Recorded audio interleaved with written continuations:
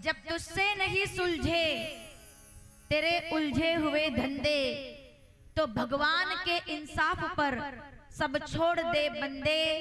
वो खुद ही तेरी उलझन आसान करेंगे, और जो तू नहीं कर पाया वो तेरे भगवान करेंगे। जो हमसे नहीं होता वो हमारे भगवान के द्वारा होता है। समझ में आया आपको? जब तुझसे नहीं सुलझे तेरे उलझे हुए धंधे, भगवान के परिणाम पर सब छोड़ दे बंदे। वो खुद ही तेरी मुश्किल आसान करेगा, जो तू नहीं कर पाया तेरा भगवान करेगा। और जो भगवान करेंगे वो अच्छा ही होगा। और यही सोच करके राम कथा हमें जीवन जीना सिखाती है। हम पिछले 7 दिनों से सुन रहे हैं। राम कथा उन्मुक्त जीवन सिखाती है, उड़ना सिखाती है कि चल हंसा उस देश जहां तुरे पिया बसे। कंकर पत्थर मिट्टी के मकानों में रुक जाने वाला, या संसार के माया मोह के गड्ढे में थम जाने वाला, और उसमें थम करके कीचड़ बन जाने वाला तेरा अस्तित्व नहीं है। एक बूंद की तरह नदी में बह करके और सागर तक पहुंच जाने वाले गंगा सागर सा तेरा अस्तित्व है, जो तेरी प्रतीक्षा में है। यानी कि प्रत्येक बूंद को अधिकार है कि वो गंगा में मिलकर के सागर को पा जाए, और प्रत्येक जीव को अधिकार है कि वो अपनी आत्मा का जागरण करके परमात्मा रूपी सागर में समाहित हो जाए। यही राम कथा सिखाती है, और यही राम कथा का संदेश है। समझ में आ रहा है आपको? जीवन की धारणा बदल दे वो राम कथा है। जीवन को वैराग्य की ओर ले जाए वो राम कथा है। राम जी एक झटके में तिनके के समान अयोध्या को त्याग देते हैं, जबकि वो राजा बन जाते। अब आप सोचेंगे राजा बन जाते तो रावण का वध कैसे कर पाते? सीधी बात है, रावण का वध करने के लिए वनवासी हो गए। ठीक है माताओं, रावण का वध करने के लिए वे वनवासी हो गए। लेकिन मैं आपको बता दूं कि जब जितनी देर हमें पलक झपकाने में लगती है, जितनी देर में हम पलक झपकाते हैं, पता चलता है क्या पलक झपकने में कितनी देर लगती है?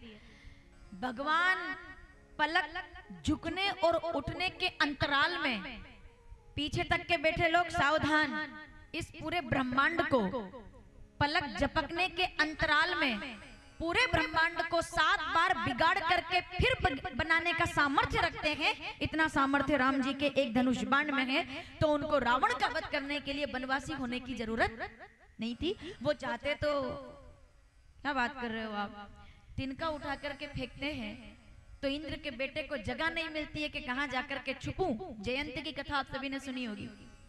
सीता चरण चोच हति भागा और मूड मंदमति कारण कागा, तो उसको जगह नहीं मिली। तो क्या वो तिनका राम जी के पास अयोध्या में नहीं था? वो तिनका फेंकते, रावण धरती पर गिर जाता, कितनी ही देर लगती। लेकिन राम जी का वनवास रावण के वध के लिए नहीं हुआ है।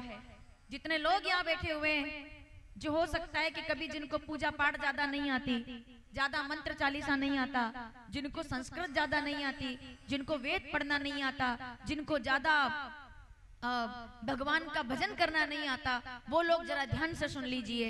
हमारे भगवान रावण का वध करने के लिए वनवासी नहीं हुए। हमारे राघवेंद्र सरकार राक्षसों का संहार करने के लिए वनवासी नहीं हुए। हमारे राम जी दुष्टों को मारने के लिए वनवासी नहीं हुए। वो तो अपने भक्तों का उद्धार करने के लिए वनवासी हुए हैं कि जिनको कुछ नहीं आता मैं उनका हो जाता हूं। समझ रहे हैं?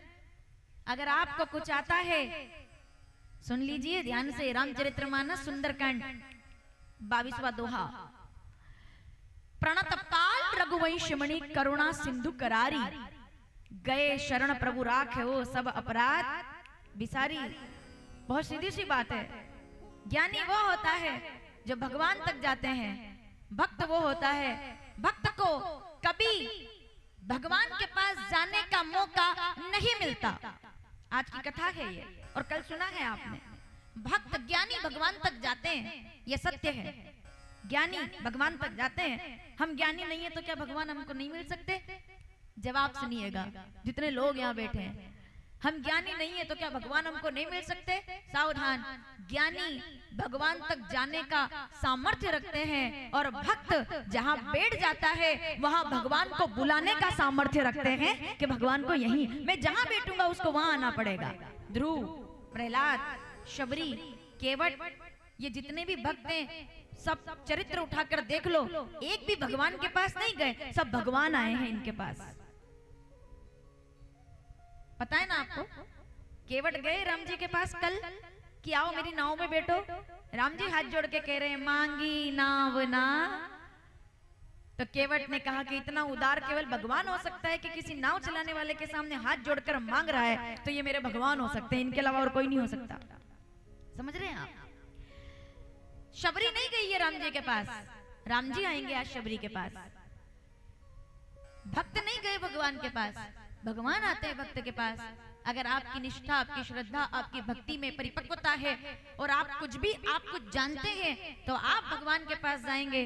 जितने बुद्धिजीवी और विद्वान लोग पीछे बैठे हुए हैं, सावधान। अगर आप भगवान को जानते हैं, अगर आप ज्ञानी हैं और आप ज्ञान जानते हैं तो आप भगवान के पास जाएंगे। लेकिन अगर आप कुछ भी नहीं जानते तो भगवान दौड़कर आपके पास आएंगे, क्योंकि मैं उसे हाथ पकड़कर उठा लेता हूं जो मेरा हो जाता है।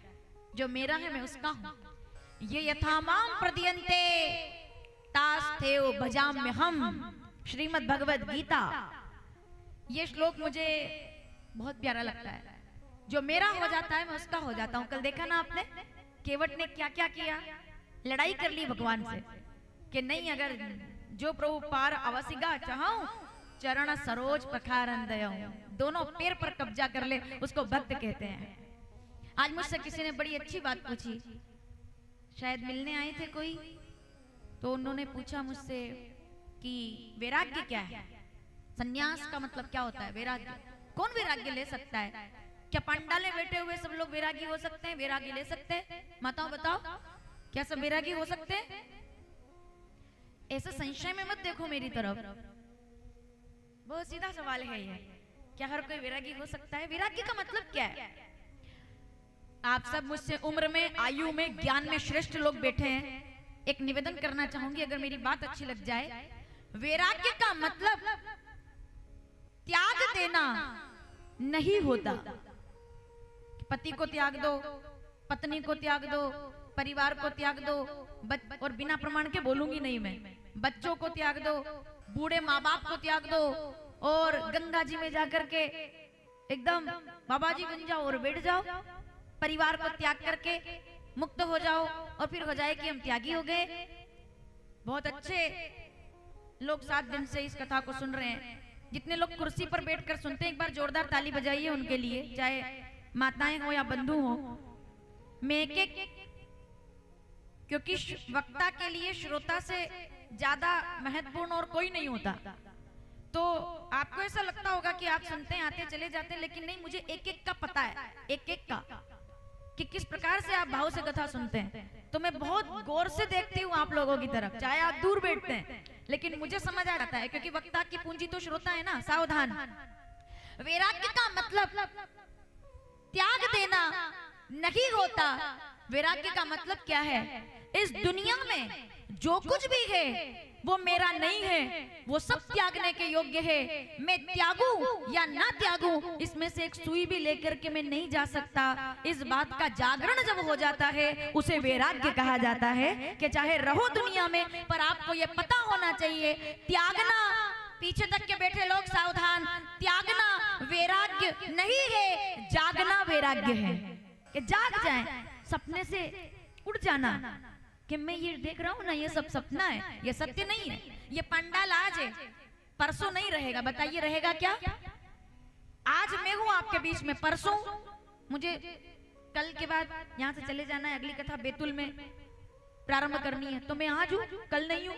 इस दुनिया में जो भी आज है वो कल, इससे ज्यादा अच्छे से समझाने का सामर्थ्य शायद मेरे अंदर नहीं है। बहुत ध्यान से सुनिएगा, बिना प्रमाण के नहीं बोलूंगी मैं। श्रीमद् भगवद गीता 2 अध्याय 56वां श्लोक, दुखेषु अनद्विग्मना सुखेषु विगत अस्पृह वीत राग भय क्रोध स्थिर मुनि अभिरुच्यते। माताओं, समझ में आ रहा है आपको? इस दुनिया में सब कुछ त्यागने के योग्य है। जब तक मैं हूं तब तक मुझे इसका भोग करना है। इसके बाद ना तो मैं यहाँ से उठाकर कुछ ले जा सकता हूँ, ना मैं यहाँ से चेक बनाकर ले जा सकता हूँ, ना मैं यहाँ से प्रॉपर्टी ले जा सकता हूँ। इस दुनिया में, इस धरा का, जिन्होंने पूछा था कि वैराग्य का मतलब क्या है, सावधान, इस धरा का, शब्दों पर ध्यान रहे आपका। रामचरितमानस, क्या बात है, रामचरितमानस अरण्यकांड 38वां दोहा 3री चौपाई।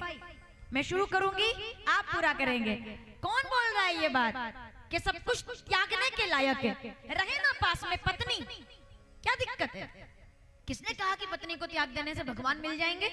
अगर ऐसा होता तो जल्दी से नाम याद दिलाइए, कौन बोल रहा है ये बात? वो बोल रहे हैं जिनके वाम भाग में पत्नी विराजमान है, साक्षात शक्ति दुर्गा जगदम्बा।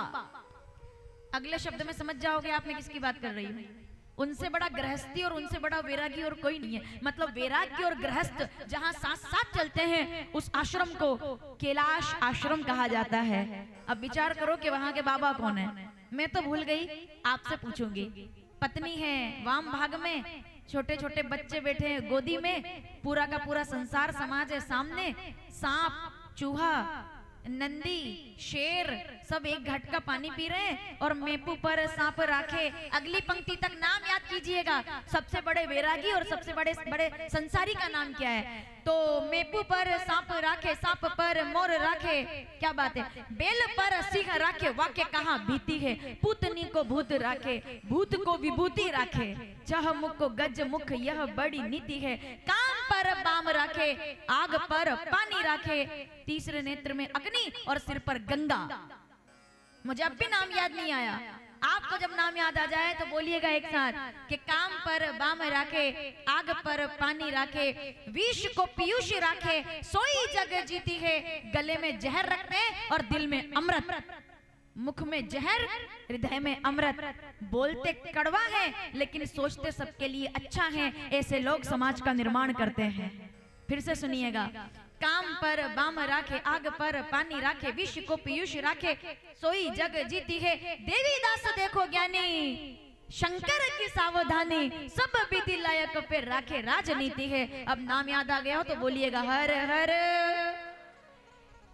इसके बाद जो माताएं आएंगी अब वो सीधे बैठेंगे और सामने प्रणाम करना है। आपको कोई प्रतिबंध नहीं, 8 बजे, ठीक है? सबके लिए खुला है आज मंच, कोई दिक्कत नहीं। सब जितने पाताल गुटकुरी की माताएं बैठी हैं सब सीधे सीधे मिलके जाइएगा मुझसे।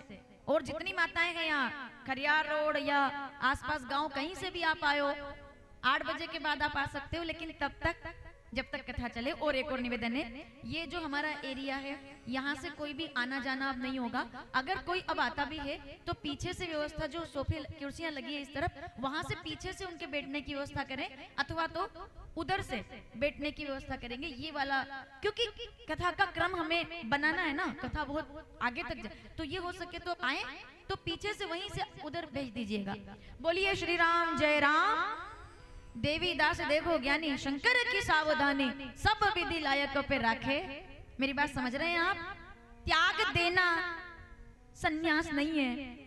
हमने सन्यास लिया है, ठीक है? बचपन से था मेरा कि ठीक है मुझे सन्यास लेना, ठीक, मेरा लक्ष्य था क्योंकि मुझे यही काम करना था, ठीक है ना? ये मुझे कभी जीवन में सेकंड थॉट आया ही नहीं कि घर गृहस्थी में जाना है कि परिवार, क्योंकि वो बचपन से, ठीक है? जो वैराग्य धारण कर लेते हैं वो सत्पुरुष होते हैं। पर ये बात मैं उन लोगों के लिए बोल रही हूँ, हर व्यक्ति वैरागी बनने के स्तर पर नहीं जा सकता। सब अगर वैरागी बन जाएंगे तो संसार कैसे चलेगा? तो ऐसे लोगों को भगवान कैसे मिलेंगे? उनके लिए मैं ये बोल रही हूँ कि अगर आप ये समझते हैं कि कपड़ों का रंग बदल लेने से वैराग्य हो जाता है, तो पीछे तक के बैठे लोग सावधान। श्रीमद् भगवद गीता 6वां अध्याय 7वां श्लोक, जितात्मना प्रशांतस्य परमात्मना समाहित, शीतोष्ण सुख दुखेषु तथा मान अपमानयो। रामचरितमानस अरण्यकांड 15वां दोहा, 6ठी चौपाई, काम क्रोह मद दम बना जाके तात निरंतर बस में ताके। जो लोग संसार में रहते हैं माताओं, जो लोग घर गृहस्थी संभालते हैं, क्या वो भगवान के सामने वैरागी नहीं हो सकते? तो सावधान, त्याग देना वैराग्य नहीं है, सब कुछ त्यागने के लायक है, ये जान लेना ही वैराग्य कहलाता है कि ये कुछ भी मेरा नहीं है। वैराग्य का सीधा मतलब इस धरा का, इस धरा पे सब धरा रह जाएगा। समझ गए? मुझसे कहीं मिलने आओगे तो पूछूंगी मैंने क्या बोला था। इस धरा का, इस धरा का, इस धरा पर सब धरा रह जाएगा। और ये बात कौन बोल रहा है? आइए चौपाई पूरी कीजिएगा मेरे साथ। वो कहते हैं, सुनो पार्वती उमा कहाऊं मैं, ये मेरा अनुभव है, अनुभव अपना सत हरि भजन जगत सब सपना। रहे संसार में, रहे परिवार में, पर संसार परिवार का मोह आप पर ना आए, उसी को वैराग्य कहते हैं। कि रहे दुनिया में तो कैसे कैसे रहे। चलिए अब मैं आपसे थोड़ा सा निवेदन करूं, कैसे रहना है मुझे दुनिया में। मुझे नहीं पता हमें कैसे रहना है दुनिया में, लेकिन पूरा कीजिएगा मेरे साथ। जो जग में रहूं तो ऐसे रहूं। पूरा करो, आगे मैं भूल गई, आपको बोलना है और एक साथ बोलना है। जो जग में रहूं तो ऐसे रहूं, जो जल, यहां तक मुझे आता है, आगे मैं भूल जाती हूँ, सावधान। एक साथ बोलेंगे सब। जो जग में रहूं तो ऐसे रहूं, जो जल में कमल का मेरा सर्वस्व समर्पित हो। ये कीचड़ में खिल के आया है भाई। कोई बोल सकता है कि कीचड़ में खिला है? कोई बता सकता है इसके खुशबू से कि ये कीचड़ में? कोई समझ सकता है कि कीचड़ का फूल है? फूल सुंदर सुंदर भी होते हैं, गुलाब होते हैं, मोगरा होते हैं, कनेर होते हैं, पर उनको पालने के लिए प्रॉपर माली लगते हैं। मालियों के बिना गुलाब नहीं खिलते। लेकिन फूल उसको कहा जाता है जिसको मालियों का संरक्षण नहीं मिला हो, जिसको कीचड़ का संघर्ष मिला हो, उसको कमल का फूल कहते हैं। जो कीचड़ में खिल करके बताता है कि मैं खिला हूं कीचड़ में, लेकिन कीचड़ की एक भी बूंद, क्या इसको हम धो करके लाएं? बताओ, क्या साफ करके लाते हैं? ये कमल का फूल है। आपका जीवन भी ऐसा होना चाहिए। ये जो पत्तियां हैं ये आपके जीवन के सोपान है। ये जो आप देखते हैं ये हमारी दिव्य आत्मा है। यही आत्मा है जिसके संरक्षण में ये सब इंद्रियां इस कमल के फूल की तरह हमें बनाती है।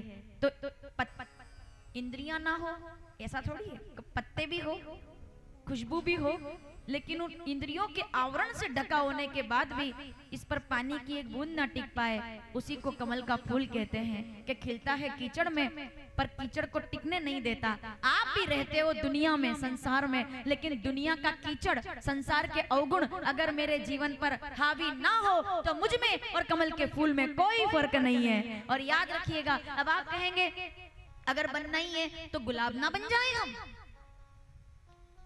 मोगरा ना बन जाए, हम कनेर ना बन जाए, हमें कमल क्यों बनना है? क्योंकि गुलाब बनोगे तो भगवान के चरणों में रखे जाओगे, मोगरा बनोगे तो गले तक पहुंच पाओगे, कनेर चंपा चमेली बनोगे तो उनके चरणों में प्रणाम के योग्य बन जाओगे। लेकिन अगर कमल का फूल बन गए ना तो ना तो केवल चरणों में रहोगे, ना गले पर रहोगे, आप कहाँ रहेंगे? शंख, चक्र, गदा, पद्म। भगवान कमल के फूल को हाथों में रखते हैं। जो मनुष्य, सावधानी से सुनिएगा, जो मनुष्य, स्वयं लक्ष्मण जी कहते हैं कि जो मनुष्य, प्रभु आपके इस कीर्ति को सुनने के बाद मुझे ऐसा लगा कि जो कोई प्राणी अपने जीवन को कमल के फूल की तरह बना लेता है, भगवान उसे अपने हाथों में उठा लेते हैं, फिर उसे कीचड़ में कभी गिरने नहीं देते। संघर्ष केवल कीचड़ में खिलने का है, बस। अब क्या ये कीचड़ में जाएगा वापिस? ये आया है कीचड़ से, पर जाएगा कीचड़ में नहीं। जहां से आ गया वहां से पहुंचना कहीं और है। बहुत बड़ी बात है ये। आया है कीचड़ से, पर जाएगा हरि के हाथों तक। पुनरावृत्ति नहीं होगी, लेकिन कमल का फूल कीचड़ में कौन सा जाएगा? जो भगवान के हाथों तक पहुंचने से बाकी रह गया, उसे वापस मिटना पड़ेगा, फिर बनना पड़ेगा। उसी को हम 83,99,999 योनियों के रूप में समझते हैं कि उस कमल बन जाने की हद तक हमें कीचड़ में खिलना पड़ेगा। जिस दिन आप कमल का फूल बन जाओगे और कीचड़ की बूंद को टिकने नहीं दोगे, उसके बाद पुनः जन्मम पुनः मरणम, जन्म मरण के किस्से खत्म हो जाएंगे और सदा सदा के लिए भज गोविंदम गोविंदम भज मूढ़ मते। ये राम कथा सिखाती है। समझ गए आप? सुंदर बनना, अच्छा बनना, चरित्रवान बनना, मर्यादा वाले बनना। भगत ना बनो तो कोई बात नहीं, अच्छा मानव बनना। देवता ना बनो तो कोई बात नहीं, अच्छे इंसान बनना। यही राम कथा सिखाती है। और कल आपने यही देखा है, मेरे राम जी ने क्या किया? एक झटके में त्याग दिया सब।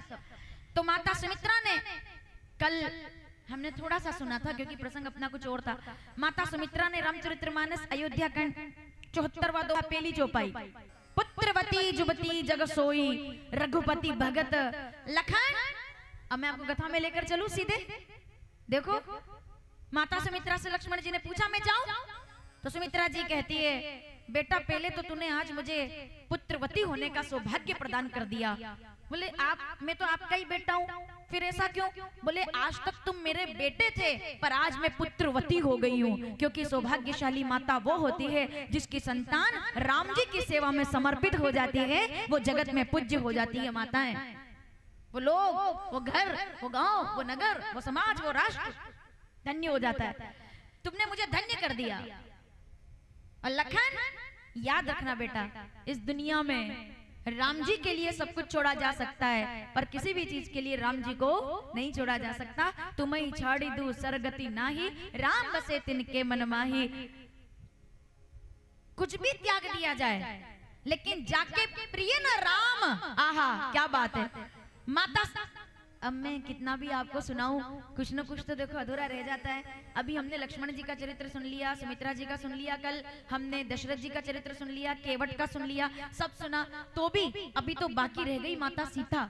जब वो कहती है कि मैं भी अपने पति के साथ जाऊंगी, तो इस पे आप आगे सुनेंगे। तो माता सीता से वो पूछने के लिए गई कि मैं भी जाऊं, तो बड़ी प्यारी बात कही थी माता सुमित्रा ने भी कि बिल्कुल जाना चाहिए, क्योंकि जाके प्रिय न राम बेदेहि, तजो ताही कोटि बेरिन सम, जदपि परम स्नेही, जाके प्रिय न राम बेदेहि। एक बात बताइए, अगर किसी शरीर में प्राण ना हो, आपको कितना प्यारा था वो व्यक्ति, लेकिन अगर उसमें प्राण ना हो, तो क्या आप उसको घर में रखेंगे?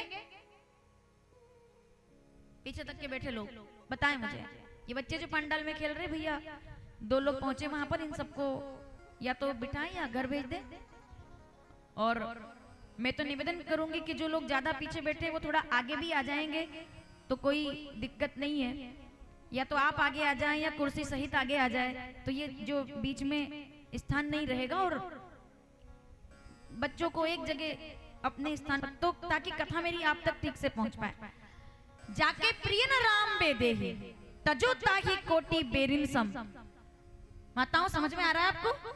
आज की कथा का सार है ये। दुनिया में त्यागने के लायक क्या है, क्या त्याग देना चाहिए, क्या छोड़ देना चाहिए। अगर शरीर में प्राण नहीं है, तो चाहे माता जी कितनी प्यारी हो, पिताजी कितने प्यारी हो, या भाई कितना प्यारा हो, या सब कितने अच्छे हो, लेकिन अगर उसके शरीर में प्राण नहीं है, तो क्या उनको घर में कोई रखता है? जल्दी से बताइए, हाँ या ना? तुरंत उनको पहुंचाया जाता है कि भाई 5 तत्वों का शरीर 5 तत्वों में विलीन हो जाएगा। कहानी खत्म हो गई, क्योंकि वो अपवित्र हो जाता है शरीर जिसमें प्राण नहीं होते। पीछे तक के बैठे लोग सावधान, वो अपवित्र हो जाता है शरीर जिसमें प्राण नहीं होते, उसको छूने से अशुद्धि होती है, इसलिए नहाना पड़ता है। मैं कहती हूँ, और मैं नहीं कहती, ये तो सब राम प्रेमी कहते हैं कि जिस शरीर के अंदर प्राण ना हो उसको छू देंगे तो कम अपवित्रता आएगी, लेकिन जिस जीते जी मनुष्य के अंदर राम ना हो उसके तो केवल देख लेने से अपवित्रता हो जाती है। जिसके जीवन में भगवान नहीं होते, जो भगवान को नहीं मानता, जो राम जी को नहीं, इतना सुंदर जीवन देने के बाद भी क्या बात कर रहे हो आप? इच्छाएं तो लगी रहेगी रोज, कितना भी पा जाओगे तब भी खाली रहेंगे हम। इच्छाओं का कोई पार है क्या? इच्छाएं अंधा कुआं है, जितना डालोगे कभी नहीं भरेगी इच्छाएं। तो आप 1000पति से लखपति, लखपति से करोड़पति, करोड़पति अरबपति, इतना होने के बावजूद भी कभी पत्नी छोड़कर जा रही है, कभी पति छोड़कर जा रहा है, कई बच्चे गला घोट रहे हैं, कभी दावे हो रहे हैं, कभी केस हो रहे हैं। क्या नहीं होता समाज के अंदर, हम देख रहे हैं। और आपका तो जिस प्रकार का कार्य आप तो रोज देखते होंगे, कैसे कैसे लोग आते हैं अदालतों में, बड़े बड़े घर के लोग भी आते हैं, छोटे छोटे घर के लोग भी आते हैं। अदालत सबके लिए है, सब आते हैं। कई बार आपने देखा होगा, उसको देखकर वकील साहब को लगता होगा कि इसको क्या जरूरत थी यहाँ आने की, करोड़पति है ये, घर पे बढ़िया इसका मकान बना है, पत्नी तो भी वो दुखी है, केस करने आया है। किसके लिए? भाई पर प्रॉपर्टी विवाद का केस करने के लिए आया, चक्कर लगा रहा है, कोर्ट के चक्कर लगा रहा है, अस्पताल के चक्कर लगा रहा है। कई लोग डॉक्टर बैठे होंगे यहाँ, कई टीचर बैठे होंगे यहाँ, कई अपना अपना काम करने लोग देखते होंगे। इसको क्या कमी है भाई, इसको क्या जरूरत पड़ गई होगी कि ये आत्महत्या कर ले, इसको क्या कमी हो गई होगी कि ये मर जाए, इसको क्या जरूरत पड़ी होगी कि नदी में कूद जाए, इसको क्या जरूरत पड़ी होगी कि रिश्वत ले ले, इसको क्या जरूरत थी कि अपना नाम खराब कर ले। ऐसे कई लोग आपने समाज में देखे होंगे कई बार। क्यों, कब हो जाता है ऐसा? बड़ी सोचने वाली बात है। इस दुनिया में इच्छाओं का कोई पार नहीं है, जितना मांगोगे उतना चाहोगे। मैं नहीं कहूंगी कि जितना मांगोगे उतना मिलेगा। हम सुनते जितना मांगोगे उतना पाओगे, नहीं, जितना मांगोगे उतना चाहोगे। ये इच्छाएं चलती रहेंगी। तो जाके प्रिय न राम बेदेगी, अगर शरीर में प्राण ना हो तो उसको छूने से कम अपराध लगता है, लेकिन जिसके जीवन में राम ना हो उसको देखने से ज्यादा पाप लगता है, क्योंकि जो राम का नहीं वो हमारे काम का नहीं। थोड़ा आवाज आनी चाहिए यहां तक। जो राम का नहीं वो हमारे, जो नारायण को ना माने, जो राम जी को ना माने, जो भगवान को ना माने, उसका त्याग कर देना चाहिए। किस किसने त्याग किया है जरा हमें बता दो चले। जाके प्रिय न राम बेदेहि तजो ताहि कोटि बेरिन सम, त्याग कर देना चाहिए उसका जिसके जीवन में राम ना हो। तो किसका त्याग कर दे?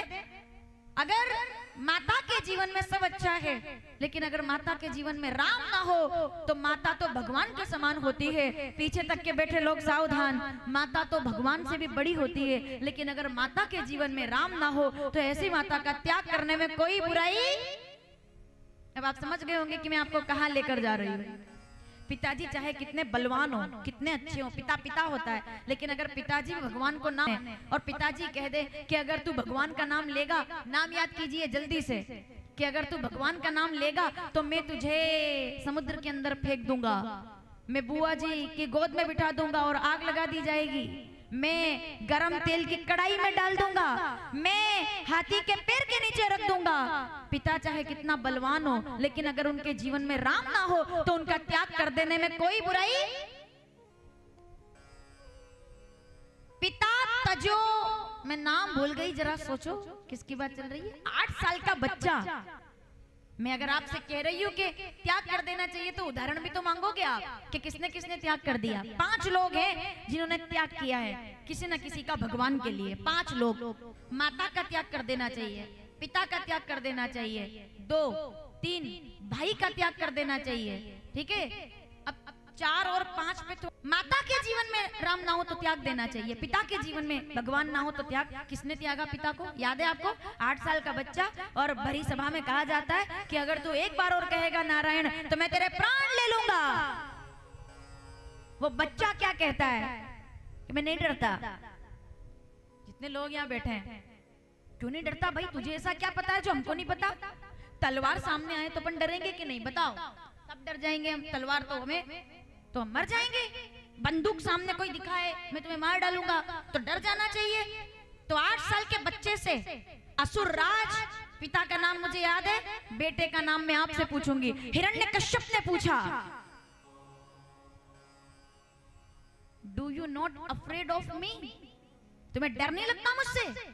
मैं मार डालूंगा तुम्हें, मैं मार सकता हूं तुम्हें। तुम जानते हो ना मैं राक्षस हूं।